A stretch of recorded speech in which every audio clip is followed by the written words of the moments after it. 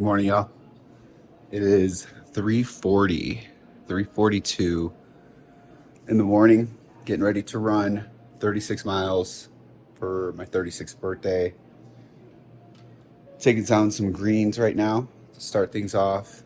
I just had a banana. I'm so full. I never eat before any of my runs, and I'm just gonna have a banana today just to get something in there. But I'm like super full. I'm not hungry at all. So gonna get some stuff ready, maybe like 15, 20 minutes, start packing up the truck because I gotta bring my chair, my bag and all that stuff, maybe an extra pair of clothes. But yeah, I'm gonna try to get to Wash Park around 4:45 and have a start time of 5 a.m. All right, here we are. We out here. We're ready to rock. We have 36 miles. I don't know what we're doing. Here we go. 2 miles in, 19 minutes, 40 seconds. We missed the first mile, but whatever. Feeling good. We gotta pick it up. 5 miles in, 49 minutes, 15 seconds. Feeling pretty good. We got the boys, Lewis Grayson and Cam out. Sun's starting to come out. All right, we're 10 miles in, hour 36. Here at Dom. Sun's coming up. Feel pretty good so far. One go in, a couple gulps of water for electrolytes. 15 miles, 2 hours, 23 minutes. We're here at Trenton. So far, feeling pretty good. Right calf, getting a little tight, but nothing too concerning. Let's go. So we're at mile 20.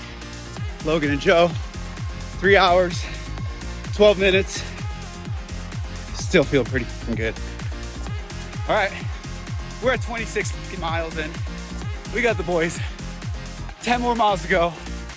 We feel pretty good. Let's get it. All right, we're at mile 30, 4 hours, 41 minutes. Here with Mike Cardis. About 8:45 pace. Starting to get pretty tired.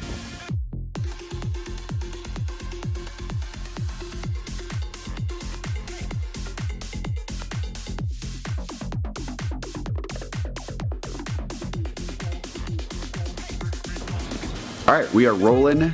36 miles, 36th birthday in the books. What a day, man. That was awesome. Let's just jump right into it. We're gonna talk a little bit about the stats, nutrition, how the body felt, and then we'll finish off with like, why did I do this? Why did I decide to run 36 miles for my 36th birthday? So let's go through the stats. I'm gonna pull up my phone here. Let's do a little screen share. We'll go into Strava. Let's go back to that day, activities. All right. Here we are, 36 miles, 36th birthday. So let's first go over, we'll do total time, average pace, fastest mile, and like calories burned. So total time, we came to 5 hours, 37 minutes, and 32 seconds. It was a lot faster than I thought I would have done it. I thought that I was gonna have a moment where I bonked pretty hard and was estimating to be done between 6 and 7 hours. So to see 5:37 was really great. Average pace, 9:22, pretty sweet, happy with that. Fastest mile, okay, let's go into the analysis here, into our splits.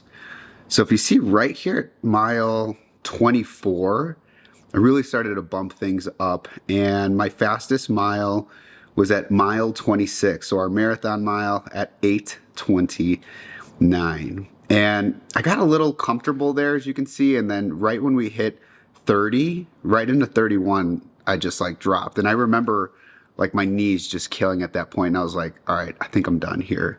So fastest mile, 8:29 at mile 26. Let's go to calories burned. Is it on here? Calories burned, 3,704. So not bad. I feel like I was pretty efficient. I was staying in zone 2. Let me go to the analysis here. I think it shows like, yeah, here we go, 72.2% in zone 2. So just running off of fat, which is really cool to see. So 4 hours in zone 2 training. So I would say we got some aerobic benefit out of that. So that's it on the stats. On the nutrition piece, so I drank between 80 and 90 ounces of water. I had 5 scoops of my electrolytes throughout the entire run. And then I had 8 goos. If you saw in my social media post the day before, I bought 10 and I only used 8.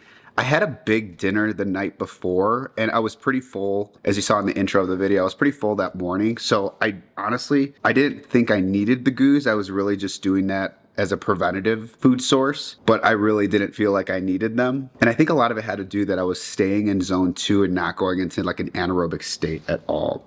Overall, the body felt great, kept it steady, started off super conservative at like 9:45 pace or something like that. And as you saw, picked up between 25 and 30, only to be hurting after 30 miles. And the only thing that really bothered me was like my knees. The actual bones were hurting, and I think it was just from the impact, just totally ready to be done. But the reason why I wanted to do this video was because I wanted to talk about why. There's really 2 reasons why that I did this. Number one, as I've mentioned in posts before, I always focus on living a life of service. What does that mean? Like for me, it's around like, what do I give back to my friends, my family, my community, whatever it may be. Like for me, I feel like one of my things that I bring to people is like excitement, charisma. I'm a hype guy. Like I love getting people excited. And for me, I do that through fitness. I love bringing people together, especially like in the post that I did the day after the event, where I said at the end that we are just coming out of a crazy 4 years. 2020 was something that none of us could have ever expected. We didn't know what was going to happen. And it just screwed up a lot of things, just to keep it simple. Like it was just crazy. I don't know how else to explain it. And like, you know, you lose friendships, there's relationships that are damaged. You know, I went through a lot of that crazy stuff too. And for me, like right now, a big focus area for me is around bringing people together through like my passion, which is fitness, more specifically running, but it could be fitness, right? Like I love working out with people, the high rock stuff like that. And yes, it does get people to move their body, which is important. And like, obviously you're helping people get healthy, which is great. But when I think about it, I really focus on like that next layer. Like, yes, we are moving our bodies, we're sweating, we're in the sun, but I love the fact that it connects people, especially after this 4 years where we're just like isolated, we're in front of screens all the time. And if we can get people back together more, like for me, that's a win. That's a way to give back to society and helping connecting people, learn about them, and just have a good time and just laugh. And that's the type of value I want to be bringing to people through my passion, which is fitness. The second reason why I did this was because, and I mentioned this in my post last week, where it was like, I want to be an example of what could be if you feel stuck in life. And I talked about this before, where I didn't start running until I was 25 years old, and I went into this completely overweight. I didn't know what I was doing. I was barely making it 10 minutes. And I just knew that like if I kept with it, I kept seeing little progress where I barely made it 10 minutes my first run, and then like I made it to like 12 or 15 the second. And you just kind of like see this like small progress. And that's where I kind of learned a little bit around consistency of like, hey, let's just keep going. Let's just kind of see where this goes. And now we're here 10 years later doing these different things. The place where I felt stuck was that at 25, I was completely addicted to alcohol and drugs. And I honestly didn't know where my life was going. My work was doing pretty good, which was one aspect of my life, but it isn't the whole picture. Like my mental health was not good. My relationships with people were not good. My relationships with family wasn't good. I didn't have self-confidence in myself because I was just always getting drunk and messed up on the weekends, only to have the Sunday scaries and just kind of be ashamed of like the way that I was on Friday and Saturday nights. And by taking that energy or addiction that I had towards alcohol and substances and moving it to something like running has changed my life dramatically. And I know it sounds super corny, and I know people talk about it all the time, but like for me, I look at addiction as really as a superpower, right? If you have this type of mentality where you're able to go so hard on drugs or alcohol, think about what you could do if you were to reposition that energy into something positive.